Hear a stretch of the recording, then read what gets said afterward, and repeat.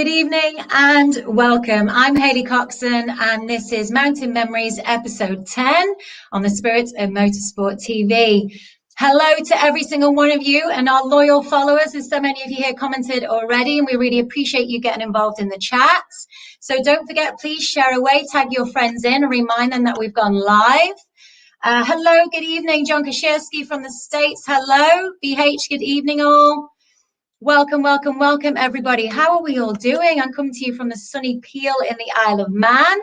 Really grateful to be here on the island. Really sad that the thousands of bikes that would normally be here this time of year are not with us.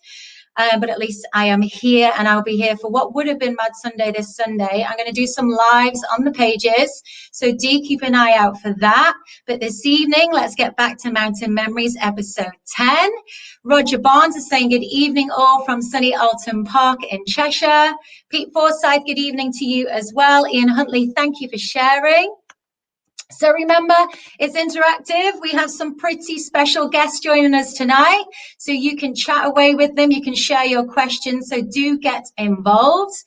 Without further ado, then, we're going to get Mr. Roy Moore and Barry Wood into the studio to join us, chat a little bit about TT 2021 now happening, and then invite the boys into the studio as well. Keep saying hello, guys, and keep telling us where you are in the world, where you are joining us from. Mike Kenny, hi, guys. It would be good weather for practice week. I totally agree, Mike. Right. Well, good evening to Mr. Barry Wood and Roy Moore. How are we, boys? Evening, campers. Evening, everybody. Yeah, good. Welcome to everybody who might be listening here, there, and everywhere, as we always say, by whatever device that you've managed to connect with us. We're looking forward to a great evening's entertainment here on the Isle of Man. Not the normal entertainment that we'd be looking for now. We wouldn't be sat here. We'd probably be about 500 or 600 yards away, listening to sounds as they set off. What time is it now? Well, there would have been a delay anyway, so we wouldn't have been bang on 20 past 6, but certainly it would have been a normal practice night, and we'd have been away. I'm surprised to see Barry here, really, because the old Manx internet was going well on over the weekend. Allegedly, he was seen with a fit bird going round the TT court, and the rumours were rife up at the crack with no tail that night that he'd clicked on with somebody, and there was a possibility. I wasn't even there. This was the real thing, and you never knew what was going to happen. But I believe it was you, Hailey, who were entertained a lap as a newcomer. I was. It was a pretty special experience, and it was great to see you, Royster, turning up at the grandstand to meet me as well. I appreciate that, in your very smart golf clothes. But Barry, it was ace. Obviously, you treated me as a newcomer, but you offered me the history of so many sections of the track as well, which is, I brought my notes home and I was researching, and it's just like, you think I've scraped the surface with it, so I look forward to going around with you a little bit more and learning from you more, and I appreciate your time. It was ace being a Manx and being able to do that with you. It's always good fun to go around, but I warned you in advance, Hailey, there might be information overload. If you get fed up, just say so. Never. No. And it's the same for me. Around and around all day, there's always different stories, but you have to make some time. You have to stop and chat. You know what I mean? It was just the likes of the old Sidecar fair and Lion there stuff. I didn't even think about that till I seen your man there. So all good stuff anyway. And a great day weather-wise as well. It was so great, wasn't it? And it's great to see what they've done with the place up on the mountain. So it's the Victory Cafe, it's called now. It's fantastic to see how much effort and love really they've put into regenerating and renovating that place. It's going to be a special little watching area and viewing space for next year, isn't it? Completely transformed. And I hadn't been into it for a ski. I just went past loads of times and seen work vans there all winter, so couldn't believe what I seen inside. Completely different. And it would be a lovely spot all year round, but obviously it'll be boom time when there's practicing and racing now. But yeah, great to see it getting used again. Definitely. And Royster, this time of year, the pavements, the roads, anywhere that anybody can leave a bike and park a bike up are normally getting filled up, aren't they? So it's a bloody shame to not be hearing it, smelling it, and seeing it, really. Yeah, it's a fact of life. It'll go down in history again. Under 20 and 21 non-starters, 22 we can look forward to. Goes back to the days when they had it, the foot and mouth in 2001.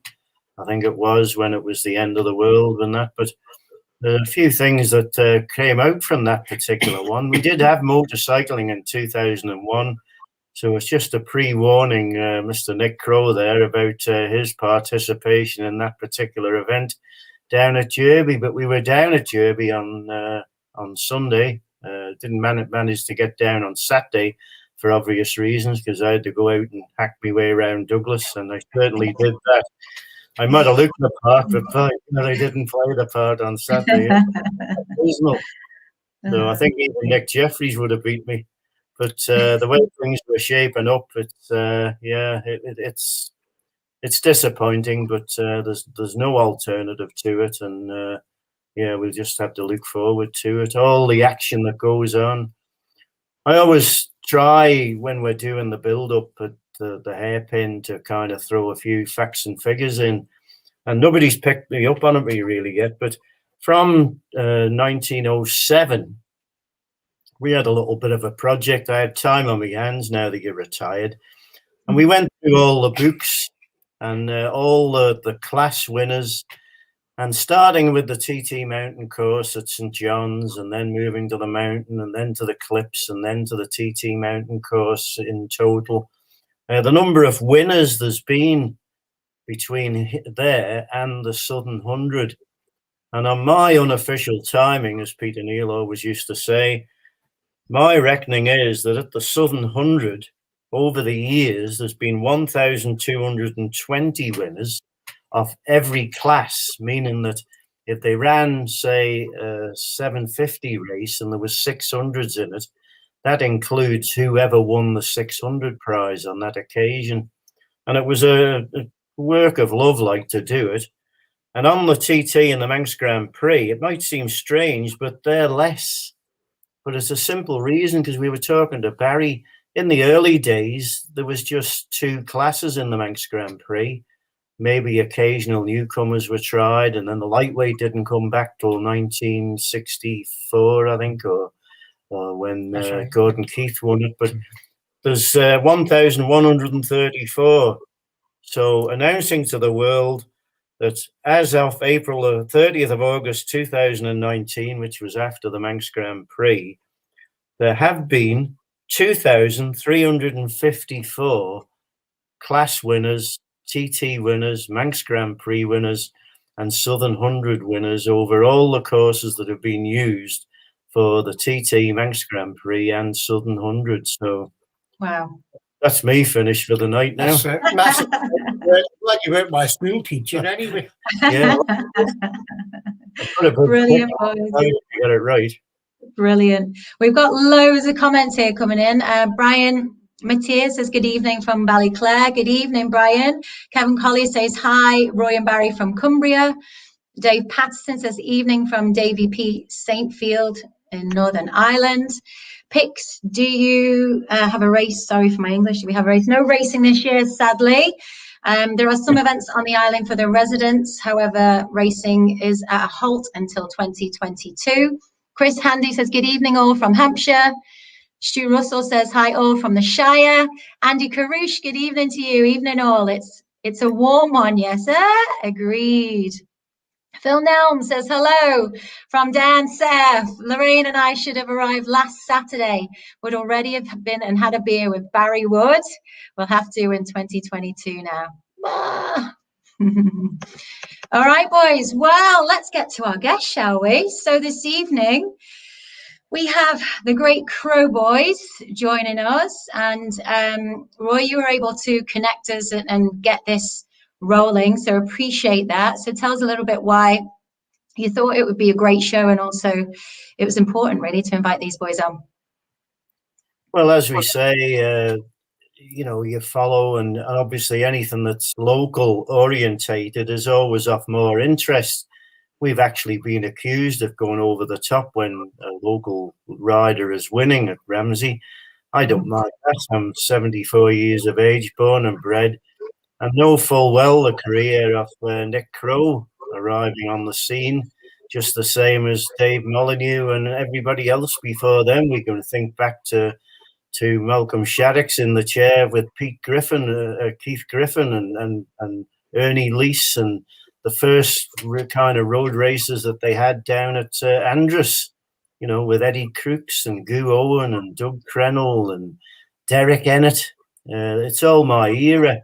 So when somebody with a talent like Nick arrived on the scene and started to produce results very early on, it was brought home to me when they did that meeting in 2001. Nick was down there. He's going to tell us how it arrived that he was at that meeting, but he was flying. And what's his name? Roy Hanks was down, and we were doing the commentary. Jeff Cannell and myself were doing the commentary down there, and he was doing some interviews, and we were doing the racing between us. And they cleaned up, Nick Crowe and Darren Hope. That set the scene in 2001 for what was to come later on as they got better. Now, unfortunately, with the boys, they came on the scene and went out in the first lap of practice, and I think lapped at 109 miles an hour. And when you do it on a solo, it's up to you to take maybe a risk and here, there, and everywhere. But when you've got to be reliant on a passenger, to have that amount of trust to set off from Glencrutchery Road and come back 109 miles per hour average speed later, that shows a unique talent as well. And it's just such a disappointment that they haven't been able to build on it. They went on to finish fifth, I think, in the Sidecars 2019, and they haven't been able to build on it. So it'll be interesting to see what their views are. And certainly that between the three of them, I think Barry and myself can just sit back and let them yap from Derby. Barry, these boys they won the Star of the Future in 2019. They've made them huge impression already. It's a bloody shame we're not going to see them racing this year. So much more ahead of them, haven't they? So it's going to be exciting to see where these Manxies take it. They've got so much more to offer in the future. I don't know how they've managed to cope losing 2 years like that. I mean, we had this to a lesser extent in 2001, where there was no TT or something under a Manx Grand Prix, but you could still go away and race at that time, and people could still come here. But this is a completely different situation, and it must be very hard at times to try and keep you not only your enthusiasm levels, but try to keep your fitness up as well. You spent the whole winter preparing an outfit and saving money and getting yourself physically and mentally ready to go, and then it doesn't happen. And then you're hoping things will improve, and then the next thing you realize, after another winter of graft, it's not going to happen a second time. And it's a big ask, really. And they've got a good man behind them there with Nick, obviously. And because Nick, I think, has been not only one of the best drivers ever, he also was a prolific passenger for many years. So he's well qualified to explain to both of them what needs to be done. And just a shame we've got to wait for so long to see what happens. We're all in the same boat. Well, they've shared some great pictures as well. They've sent some over, so we'll bring them into the show. Keep your comments coming in. It's great to hear where you are joining us from in the world. Paul Swift saying greetings from sunny Horwich. Gary Williams saying good evening from sunny Glenroy.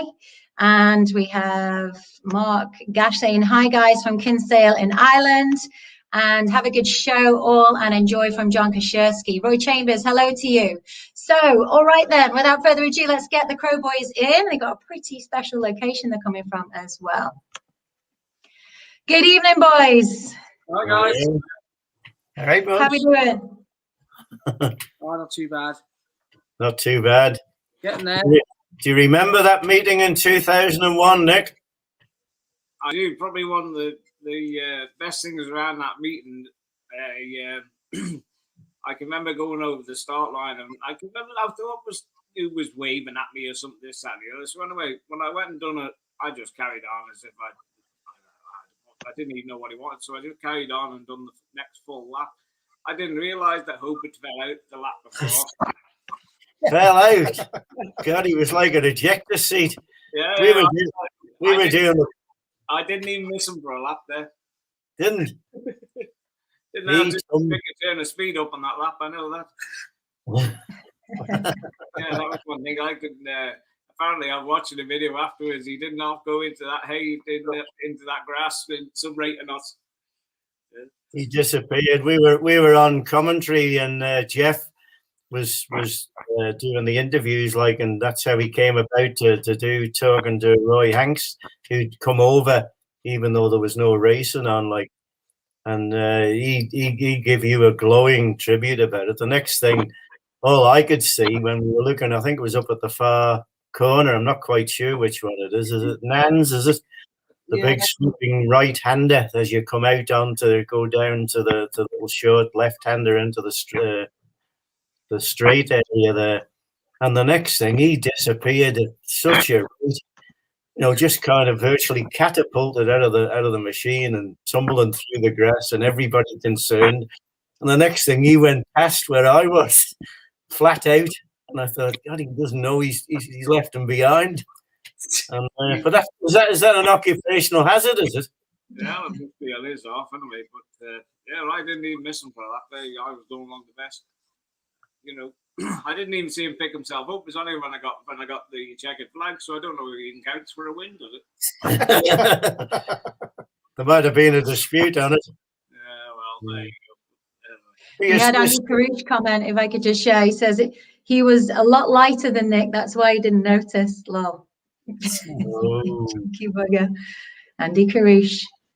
He wouldn't ever been one of the lightest, I wouldn't think. Yeah, he's a good lad all the same. You stayed with Darren. Was it? You just met Barry mentioned that you were a passenger to start with. Who were you going around with? Derby? Started at Derby? I used to passenger. He's passed away now. You'll know Paul Crowe, and you can remember him. He used to ride on the CZ on the Swift Skips bike. I used to passenger for Paul.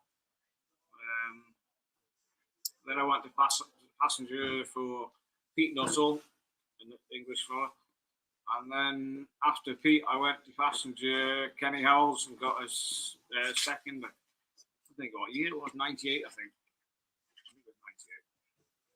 You with Pete Nuttall a few years, or Nick? You was top 10. I done a few TTs with Pete, and I was kind of a stand-in passenger for Kenny, but like Christ, what a hell of a man to get out of bed in the morning to try and do Jesus Christ.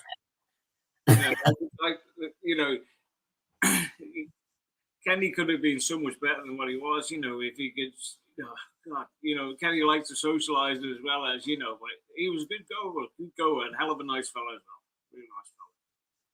But he always broke down by a pub, Kenny. Never failed. Yeah. There was one year, I think it was the Saturday morning before the TT started, and I got a taxi job at 5 a.m. at the Empress, and it was Kenny going back to the paddock. And I thought, you're all now ready for the next 2 weeks, obviously. Good job there was no breathalyzers in them days. But nice fella. But there was a stage where obviously it was a big thing. The word went around that you were going to start driving yourself. Did you start out specifically as a passenger to eventually drive, or was it something that came in your mind after a while? I probably the frustration actually when I was riding for Pete Nuttall. He was only a kind of a fella ever wanted to do the CC, so you kind of had no hobby just for 2 weeks in the year.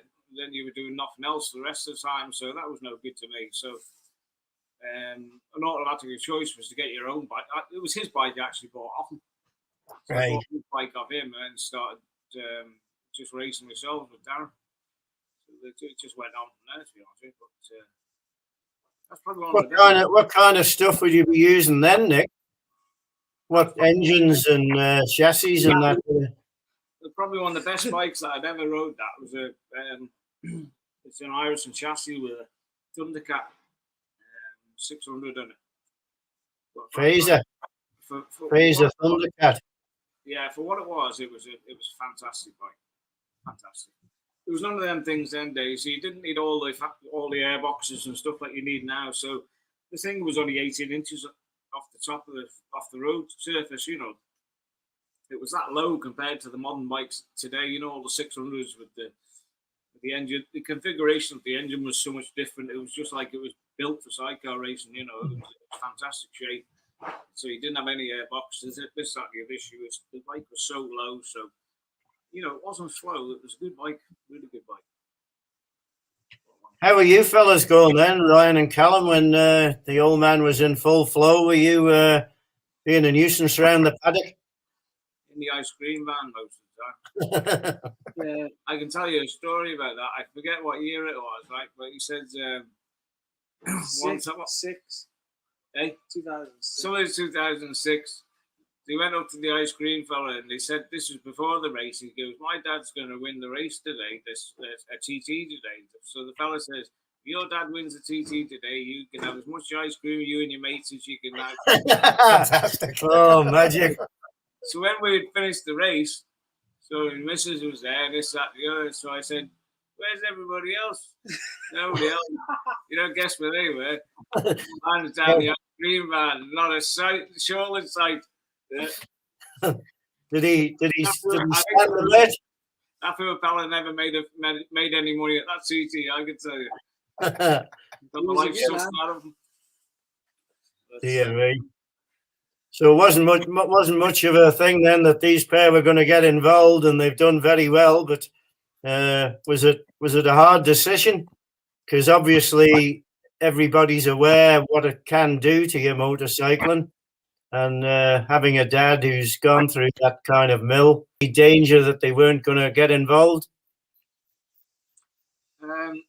No, but well, it was kind of inevitable, really, because you know when I was racing, I was dragging these guys all over the place. You know, and I was dragging them into Europe, and you know, this is times when what I call the great times. When you drive around the backs of vans, and they'd be sleeping in the outfit on the way. You know, we're going to Germany. They'd be lying in the middle of it sleeping, or lying on the back of it sleeping. You know, you're driving for 24 hours solid. You know, but. So automatically kind of thing is they were probably gonna. It's like your dad. If you're a plumber, chances are your son's gonna be a plumber. That's the way it works out, doesn't it?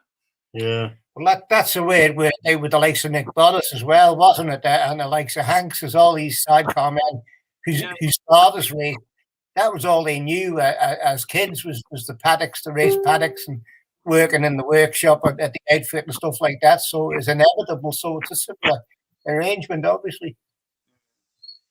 Yeah. How have you boys managed to keep your interest levels up then? Because it can't be easy for you. Did you get out at all last year? Was there anything on at all last year? Yeah, we were over Derby, weren't we? We did every Derby we could. Last year, yeah. That's all we could really do, really. But yeah, you know, it's a good track Derby to develop the bike in the first place. So all we did is just keep ticking away, taking time out of your lap each time you go out, making the bike a little bit better, yourself a little bit faster.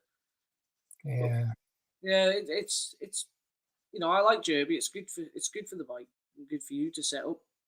There's not many tracks like it anymore for setting up. Oh, at least you don't have to go very far to get there, either, do you? No, I could chuck a stone on the track from here. Across the road. Yeah. Hey boys, I'm just going to share some comments if that's all right from the viewers. We have had someone say that could we maybe move you a bit closer to the laptop if that's possible, because just for the audio so they can hear a little bit better, that would be great if you can get any closer. Cheers boys. We've said, Nick, there's a question here for you. How do you think that Molly is going to do in the KTM?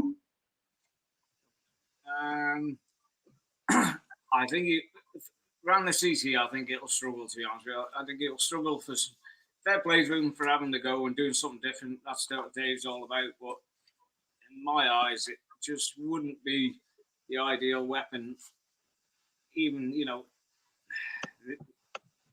with the classes what we have now, with all the 600s and the Triumphs and stuff, I think it would really struggle to hold its own. Whether it would be in a V-twin, whether it would last the 3 laps. But Parallel, that one. Oh, parallel twin, yeah, sorry, parallel twin. But,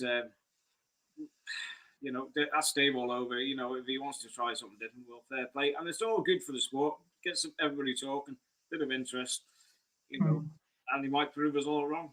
You know, it'll be good in certain places.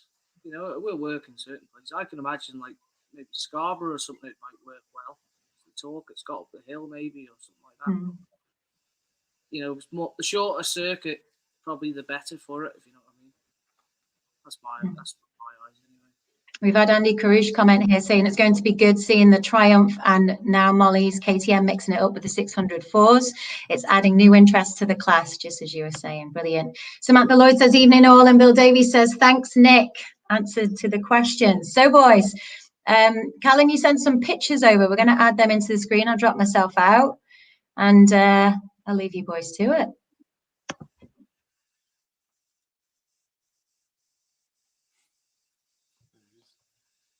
There you go, down at the Southern 100. Oh, yeah. No hesitation. You very, very nearly, Nick, got the 100-mile-an-hour lap down there, didn't you? I did, yeah. And it was my own fault. It was. Yeah, it was my own fault. I could have done that on the very last lap, and I was too busy waving that across down corner and stuff instead of getting my head down. But it is what it is. But yeah, I enjoyed it. One of the best tracks, you know. Like we all know, it's probably one of the friendliest racing. There's never any problems down the Southern. It always runs like a Swiss watch. You can't go wrong. Fantastic. And the best people in the world. Bearing in mind, there's not actually too many Triumph triples outfits. Did you have many issues setting the thing up? I mean, you've had to be the pioneers in a way. You know, it was a lot of work. Still developing. Yeah, we could say again the same thing. They said the Triumph would never do 3 laps, but you know it took us a while to find out what you do's and you don'ts with them to make sure that they will do 3 laps. But the best thing you can do with them is pretty much nothing. Leave them as they are. Buy something off eBay and put it straight in and go racing. Is it that simple? Is it? It is, yeah. That's you know, people often think we must spend fortunes on that engine. What they done on the first TC, that where you done that 109.7 something, that was an engine that I bought off eBay for 800 quid. That was the first practice engine. That never even put a spanner on it, put it straight in, the way to go. And fired it up. If you're going to blow something up, go and blow that up and see how it goes. But anyway, they didn't let me down. They did hand grenade it on the second lap. That was just, it was just, you didn't know anything about it. And then Rod's probably been to the moon and back, but there you go. But it was something that we knew it wasn't an engine problem, because one of the rods just literally snapped in half. So it wasn't like an oil starvation problem or anything like that. It was just fatigue. That was worn out. It was all right. It was good. How did the likes of Jack Valentine and all them, when they did the Triumphs, did they spend a vast amount of money on them? Did they? That was, I think, when Jack Valentine was doing it. If memory strikes me correct, I think they were the 4-cylinder Triumphs, not the 3-cylinders. I might be wrong. Yeah, no, it was 4-cylinder 600. Yeah. Was saying about it. Yeah, I think they were 4-cylinders. But even the triple, the ones before 2013, they were probably more powerful than what these ones currently are now. But they were just the crankcases were terrible in them, and just the quality of the materials they're made of was rubbish. And it was after, it was in 2013. They basically copied the Japanese style of putting the 600s together, and the crankcases were much better. The barrels, the pistons were better, and basically the whole thing had been, seeing what they'd all got out, they'd all gone around with it and put it all right. But it's good. I like it. Do you know anybody else who's on Triumph Power? Tansley here, Roy Tansley. Roy Tansley's got Triumph, and there's it's Mark Codd from Ireland. He's got one in a Irison chassis as well. He he did the TT 2019 as well. So 3 triumphs on the grid in 19. 2019, there was 3. Yeah. Yeah, good. I think they did struggle with them though, didn't they? You know, Yeah. probably try and invent the wheel with them like we did when we first started, but you've just got to have the good thing about all these Motecs and everything you get nowadays. It's not so much to make your bike faster, but it's to know what it was doing. I can drop a pin on the circuit anywhere, and I know what that bike was doing on that exactly that point of time. So you know why it blows up, how it blows up, what makes it blow up, and all that type of stuff. So that's the benefit of having an aftermarket ECU. That's telling you like what the bike is doing at certain parts. I remember when I was in the garage, we've talked about this many times before, when the TZs were all over the place, like there was nothing else but TZs even in the sidecar outfits, weren't they? You know, like the first original 350 class, the Formula 2 was TZ. And Bill Jackson said, if I didn't do anything to that engine, brand new, he said, I'd be able to tell you within half a mile where it would detonate. And he had to do things to them to stop that happening. Like, and it was news to me. I didn't have a clue what he was talking about, but I realized after, when I was looking at blooming big holes in pistons, what detonation was, and that they had to set to cure that. So when you're setting off on a new challenge, like you don't know what's around the corner, do you, for it? No. That's the thing about sidecar racing. It'd be great if it was all, mind you, it's almost boring. And you know, I think as far as like engine development and stuff goes, you know, I had some of probably the best fellows in the world working with us fellas and with the Hondas. You know, Chris Mayhew, you know, he was like Honda used to bring him to Japan twice a year for his knowledge and to test things. You know, with Chris said to do this, that, and the other. You know, Japanese. That's exactly what they did. You know. Yeah. He was kind of Mr. You know, UK Honda. He was. You know. But, you know, we had Chris Mayhew working alongside us. He was like the first fella that ever done a sidecar engine when he started doing them for me originally. And then he went on. Obviously, when I'd finished, he went on to then doing Ben Birchall's, John Alden's engines. He'd done just about any engines that ever Honda engines ever won the TT since then. Bristol. So, you never moved from Honda, did you, Nick? No, you can listen.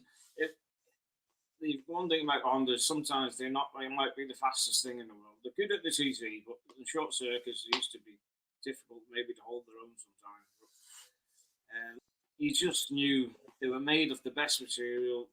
You know, if it said in the handbook it was X amount of thou difference between this, that, and the other, that's exactly what it was. No matter what engine you had, they were all the same. You know, and you just knew they were. And I can remember, I think it was 2007. You want a little bit of a story? Have you got time, have we? Yeah, no problem. Yeah, crack on, you sir. I think it was in 2007. Well, I blew everything I had up in practice. I didn't have nothing left, basically. So I was scratching around in boxes of bits, trying to get an engine together for probably the race. Well, I needed it, for the race. And this Japanese fellow was just sat there watching. And anyway, he said, his interpreter actually said, he goes, do you mind if Mr. Such and Such watch? Well, I didn't know who he was. I just carried on what I was doing. I was trying to be polite as but you didn't understand any English or anything, you know. And he seen me trying to put this thing together. And all I had was boxes of crap, all blown up stuff in the garage that I was trying to build one good one out of a lot of them, you know, to try and get to the next one. And the next day, the courier arrived with a brand new Honda engine sat there delivered for you. You know, and Honda was sponsoring Molly at the time.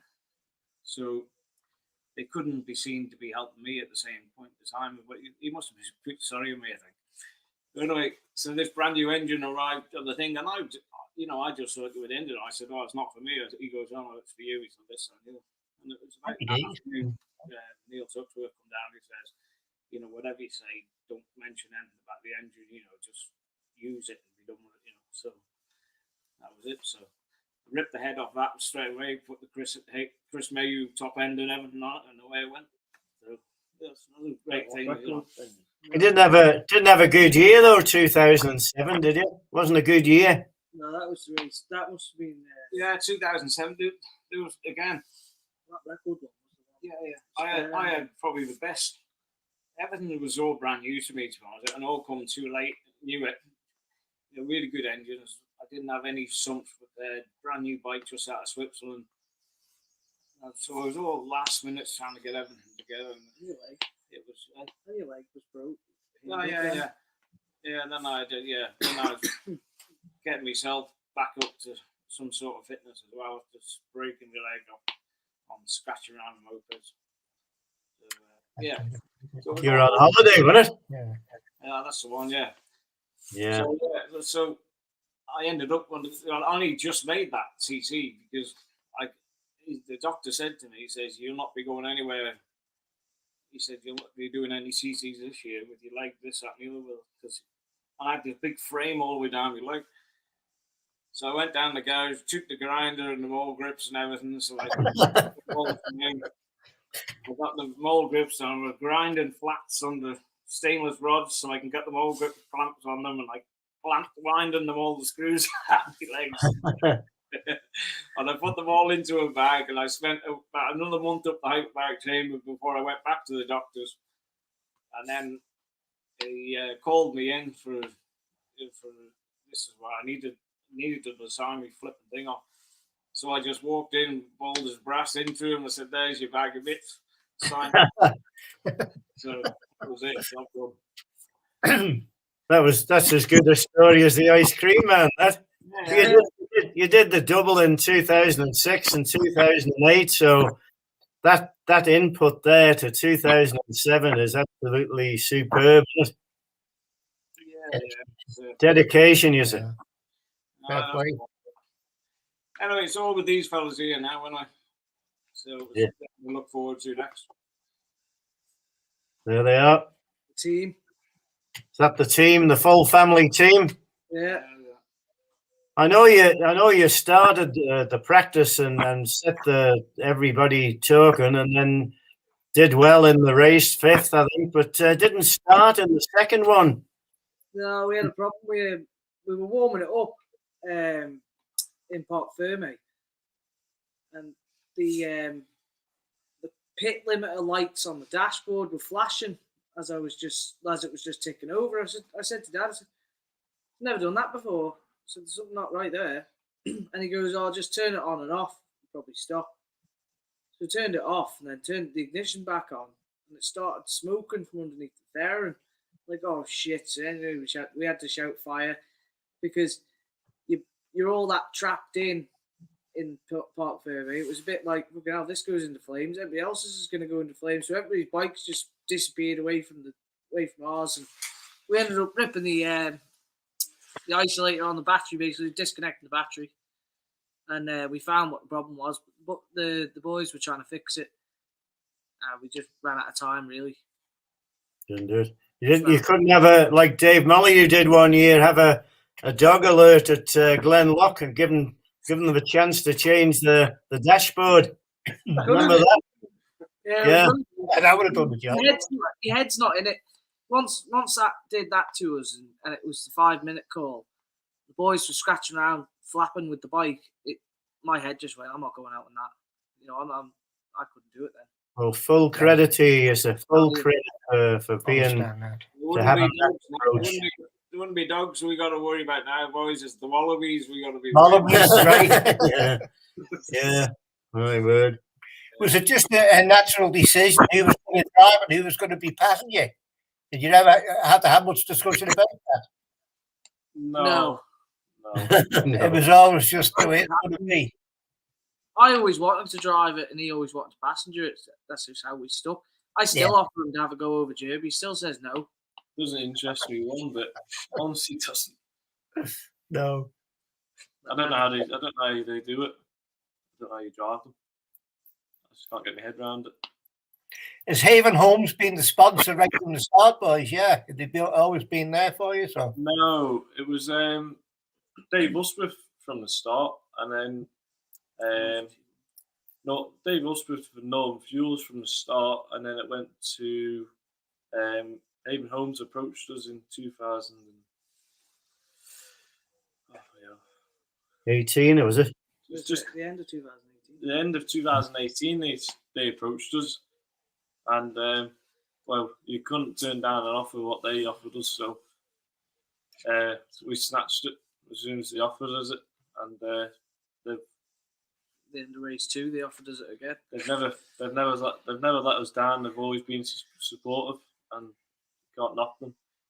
And was that their first sort of foray into sponsorship as well? Like, this is the biggest sponsorship wise they've done. Yeah, they do sponsor like Ramsey BMX track and football teams and stuff, but they just want to go a bit bigger, I suppose. Yeah, a bit more exposure.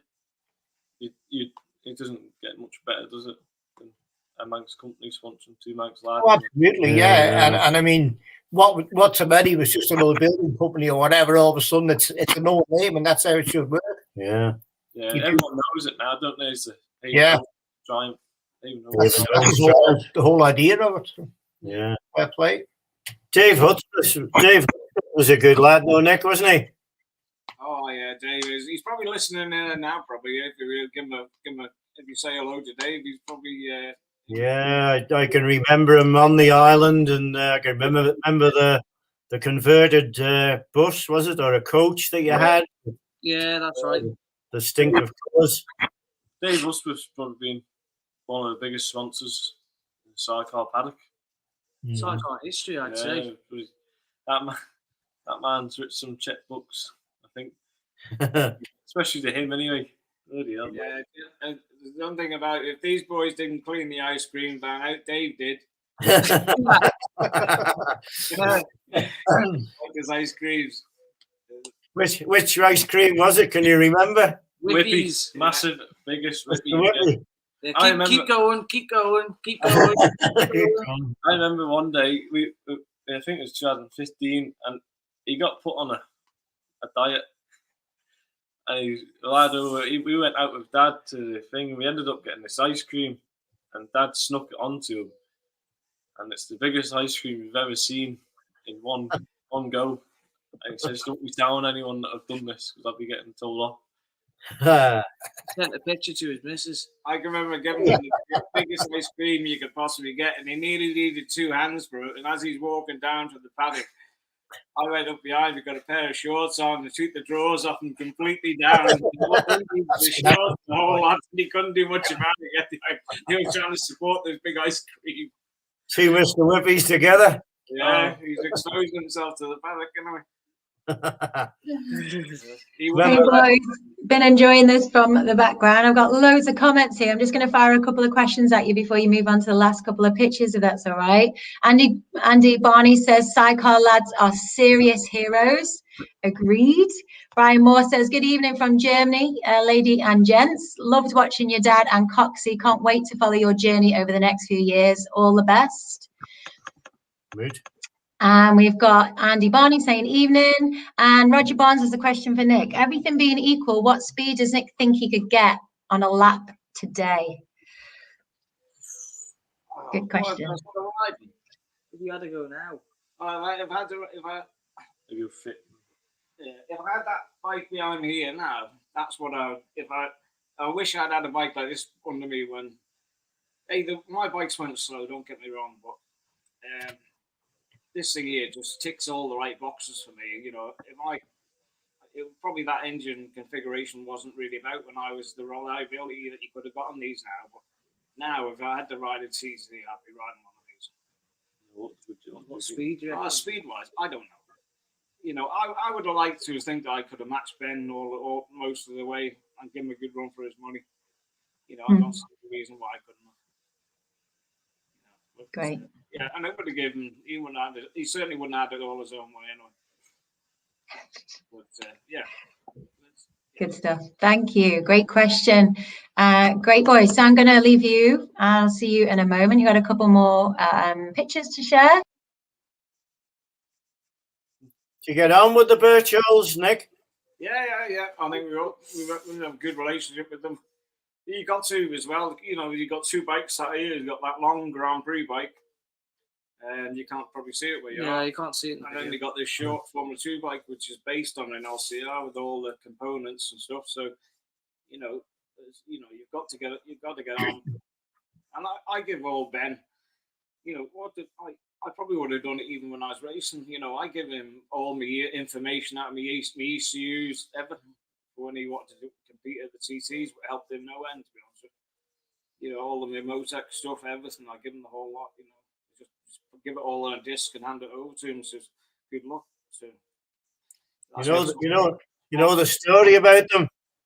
The Birchalls, their dad marshalled at the bottom of Bargarrow, and the Birchalls, just like your pair, came over with him to do the marshal, and that's how they first got introduced to the TT, playing in a field at Ballakilly, Willie Killy, I think it is, isn't it? On the right hand side there, Willie Killy, that the field that you done the trials in. That's how they first came about.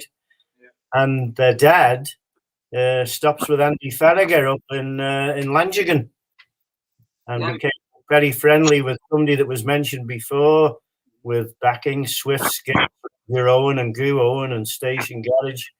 And they're big friends, the Birchall Senior. I bet he never went short a wine or two, but Andy's. No. Is that the headquarters, was it? That's where Leaf was. Andy was good too, wasn't he? Yeah, good year, A&J Groundworks. Yeah, I still got on great with Andy. You know, he was standing the other week. He was driving the digger for. He does bits for his young fella now. You know, all his old timers are around now. You know, so you know, he was in here the other week. Yeah, I still got on the house on fire with him. You know, he's really good. He gets. He had a bit of an accident recently and broke a bone in his neck or broke his He did, neck. yeah. He's been out of action for a few months now, to be honest with you. But I think he's all on the mend now. He's, you know, every comment I keep sending to him, I said, you had plenty of anesthetic in you at the time. You wouldn't have felt much. Yeah. I did have a little bit of an interview with him at when I was up at Goose one time, and he was going round. He looked a lot better, but he showed me the cage. I mean, obviously, you can't get away from you've had the same experience of cages and this thing over your head. It seemed horrific, but he was out of that, and he was getting on the mend and a bit better. But yeah, great supporter, wasn't he? Great supporter. You'll not find anybody that doesn't really like him, to be honest with you. He's a likeable fellow around the paddock, you know. Always been right. All wish him well. I saw him last week, actually, going into the doctors with like a smaller neck collar on him, but I didn't get a chance to have a chat with him. But always been around. Well, he's certainly not a man of God, don't I? Put it that way, so he wouldn't be wearing it for that. Was there a good rivalry between you and your fellow resident in Derby, Dave? Oh yeah, of course there was. There's no two ways about it. You know, there's. I'm sure he watched my videos as much as I watched his. You know, and around the TT, you know, there was never going to be an awful lot in it between the two of us. You know, the first man that ever made the mistake was you were going to finish second. You know, and that was the top and bottom of it. You know, he had to do three laps identical. You know, not make the mistake. The fellow that made the mistake would be second. And that's how it was. So, you know, and I think you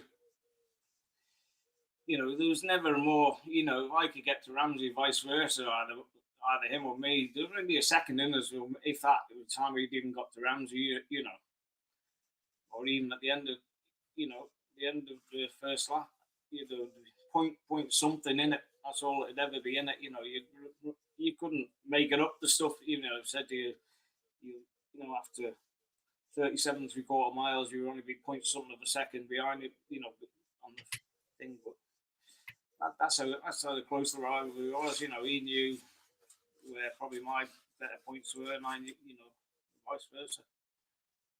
That first win in 2006, 2.5 seconds. Yeah, that was the thing.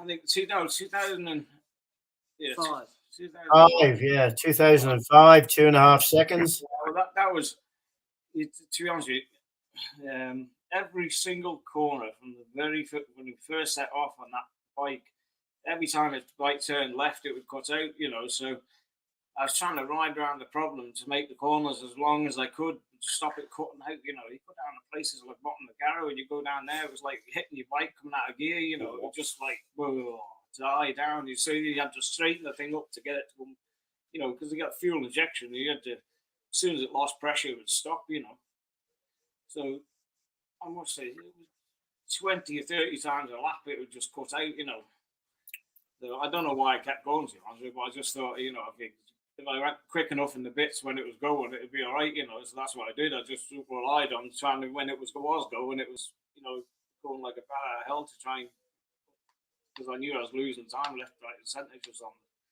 trying to keep it going.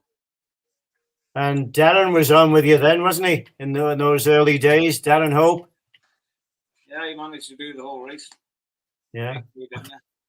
And then he went on to be a driver himself.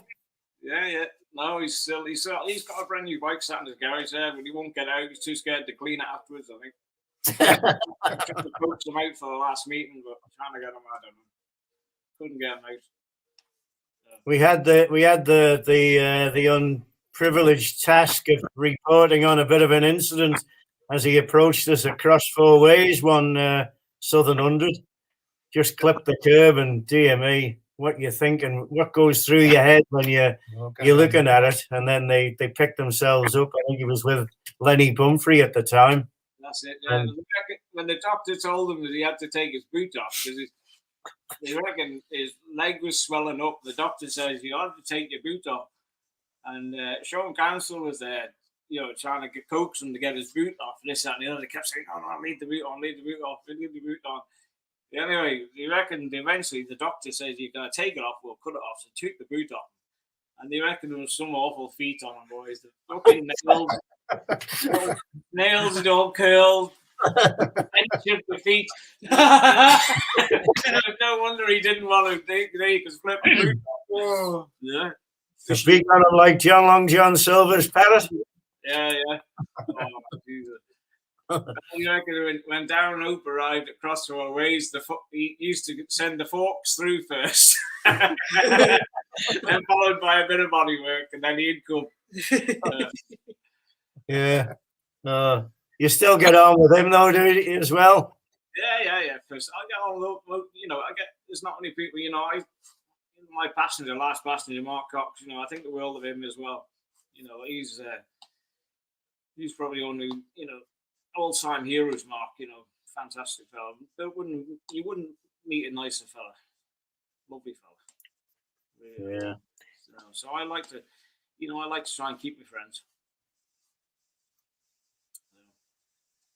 Magic. What's the story behind this photograph, boys? That one. Yeah. Is that a special trophy then? Yeah. That was after the TT was over on the senior race day. That was the Stars Award. Stars, Future or something. Future Stars. Yeah, it was off RST, so they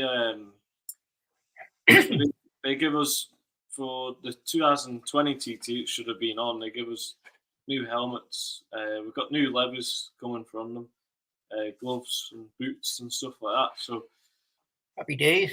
Yeah, so just a prize off RST. It was. Yeah. So you won't be out at all this year. You won't get it fired up. Might fire it up for us, but you won't be firing it up in anger. Because I used to meet you regular coming back from Bempsey and that, didn't you? Yeah. Yeah. And Bempsey are running at the moment, but you got no intention of going over. That's the drive. I feel so. Yeah, I'll see if we can get Ryan to start up. See if we can get it going. You want me to start it up? Well, just at the very end, just to give everybody a bit of the atmosphere, we've got the boards in the background.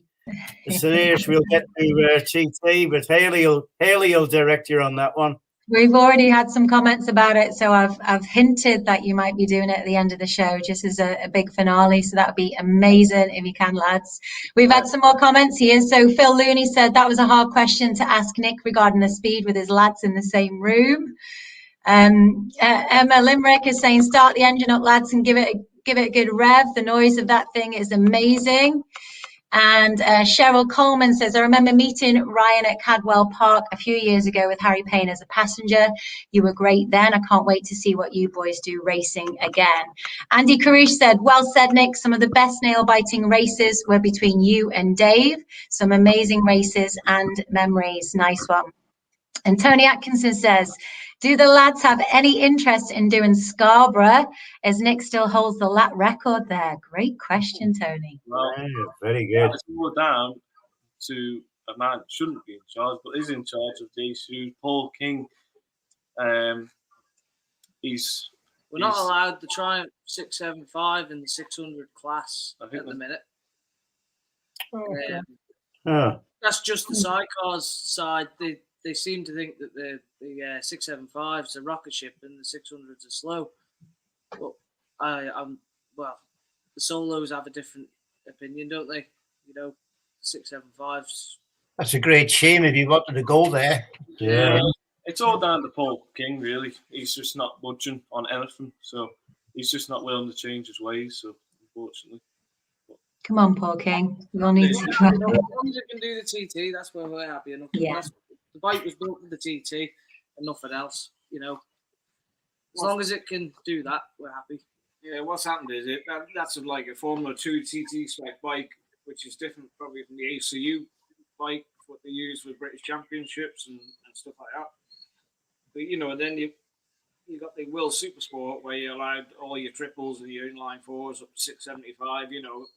But they're not winning in that. It's the Yams and stuff that's winning in that. So it seems a bit of a silly rule, to be honest. It was only the FIM that has seen any scope in this, because they're seeing the demise in racing, especially road racing as a whole, and they're seeing the shortage of bikes, shortage of Japanese inline four engines. So they're trying to think to people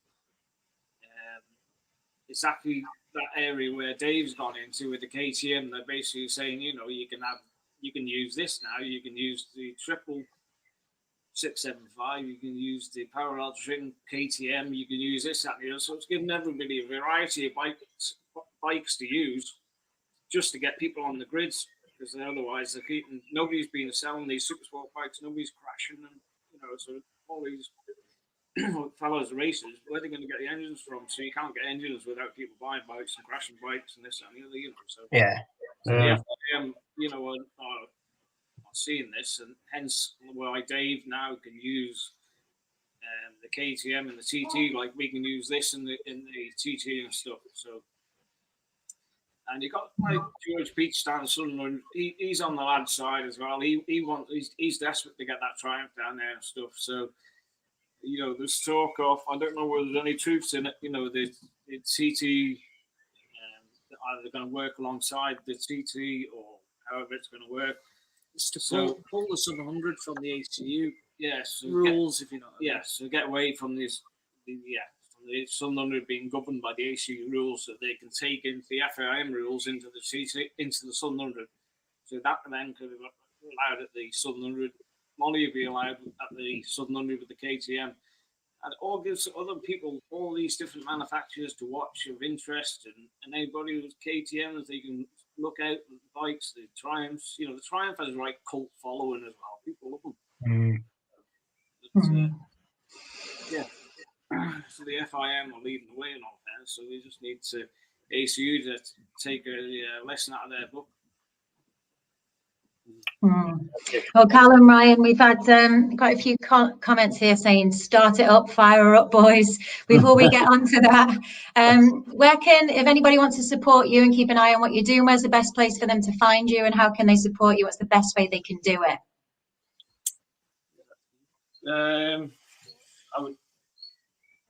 Best way to contact me is probably on Facebook by by my name or an email on the race email, which is It's on the HCR race page, it is, or it's just hcrracedevelopments@gmail.com, or contact me on my Facebook. Is probably the easiest way to do it.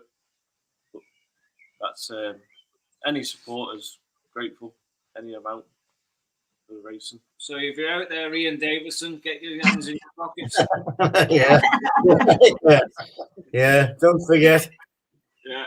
Whippies are on me. Yeah. So we've got an amazing community here. Thanks everybody that's tuned in and sent your questions and your comments. We really appreciate it. So many great regulars and loyal followers here. So make sure you get in touch with the boys if you want to support them. We want to see them racing this year as much as possible, as much as available to them, but they need their support from you. If you can support them, get your hands in your pockets and do it and get in touch. So boys, you're going to fire it up? Nah. Yeah. You have to move the cameras away from it 'cause it's a bit too loud. I don't know. It's going to be very, very. With it being a British bike, we'll just have to remove all the oil trays and stuff like that. Yeah. My word. This is a first on the Roy Moore and Barry Wood and Spirit of Motorsport TV. Just what was needed, though, really. Yeah.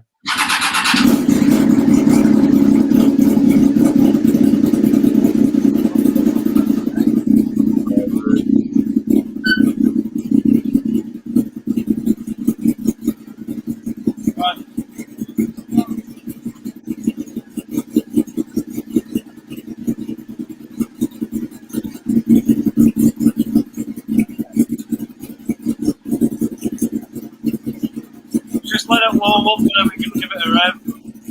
Yeah. It's when I'm so noisy, the triple guys. It just chimes in, doesn't it?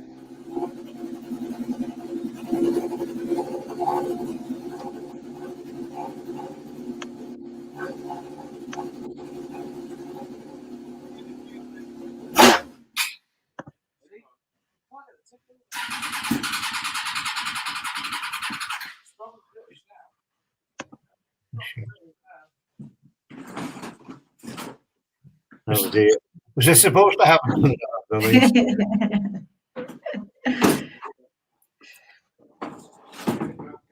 I can't imagine it's out of fuel. Northern Fuels. Oh. Maybe so. We can use those for their scooters.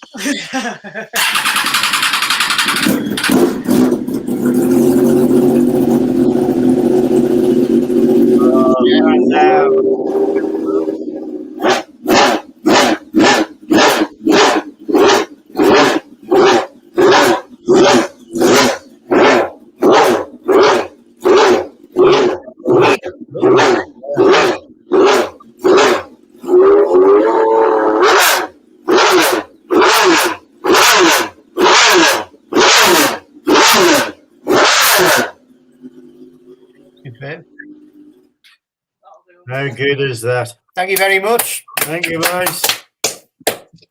Wicked. Thank you so much. I know there's so many on here commenting that they are grateful for that. Roger Barnes says, sexy man. Ryan Spooner was asking for the petrol on. Andy Cruz says, pure heaven or haven. Hey, I like that. Brilliant.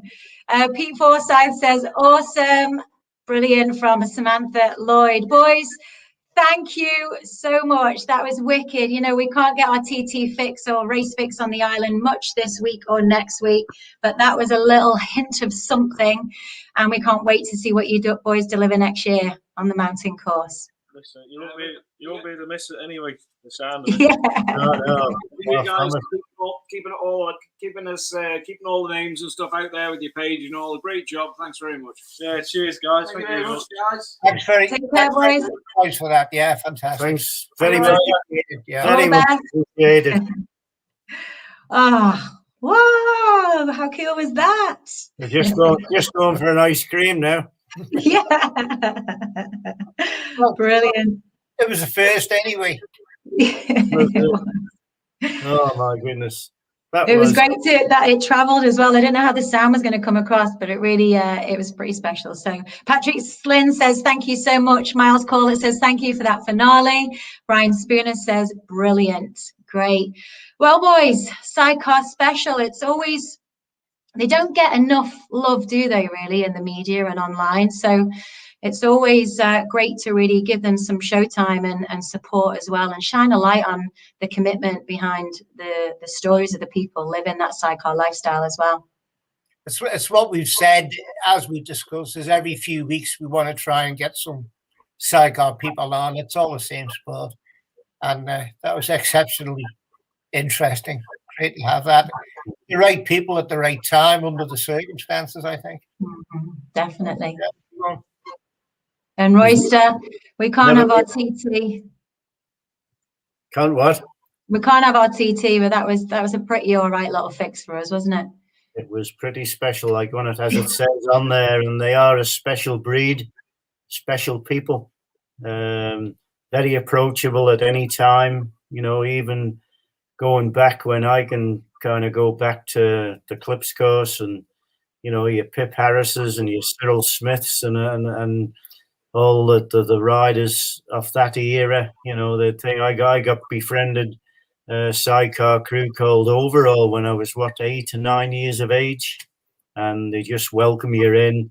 If you don't start messing with stuff and just stand at the edge of the garage, you become part of the family, and it is a big family, and they help one another out. And that was an absolute delight of an interview tonight to get involved.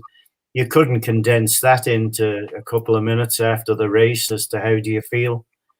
You know, I mean, it was just, and the stories are just priceless.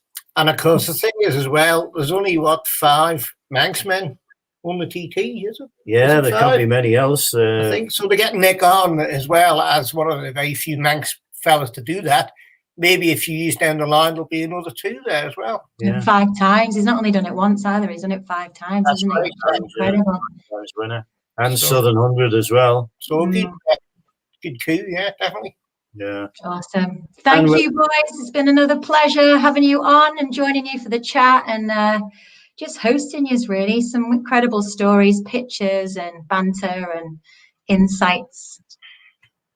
I've been very quiet tonight. I'm very depressed. Really, but I'm a bit happier now after having that last hour where I was quite jaded today, being out and about in the sunshine, knowing what we should have been doing. But I know. I'm not the only one. As long as I can get to sleep tonight without the image of Darren Hope's feet, I should be all right. Oh.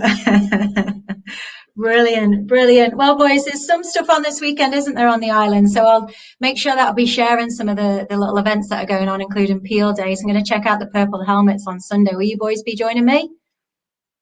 Possibly. Maybe. I haven't even seen any list of anything yet.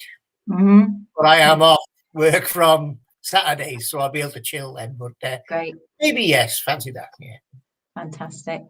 All right, boys. Well, listen, you have a wonderful evening. Thanks again. It's an absolute pleasure. And I will speak to you very soon. Thank you, Hailey. Yeah. Thanks, everybody. Cheers. Well, thank you to every single one of you that tuned in once again this evening. Dave Patterson says thank you. Emma Limerick says thank you. Linny Ritzy says brilliant show as usual. So it wouldn't be the show without you guys joining in, commenting, firing your questions. Yeah, thank you for joining us. Sad times that we can't have our TT fortnight. However, we have provided this show the best way that we could this evening. So keep an eye on those boys if they can get out on track this year, somewhere in the UK or maybe even Europe. And next year, they will definitely be delivering on the world famous Isle of Man TT mountain course. That's it from us, from the Isle of Man here in sunny Peel. Have a wonderful evening. I'm Hailey Coxon. This is Mountain Memories, episode 10 for the Spirit of Motorsport TV.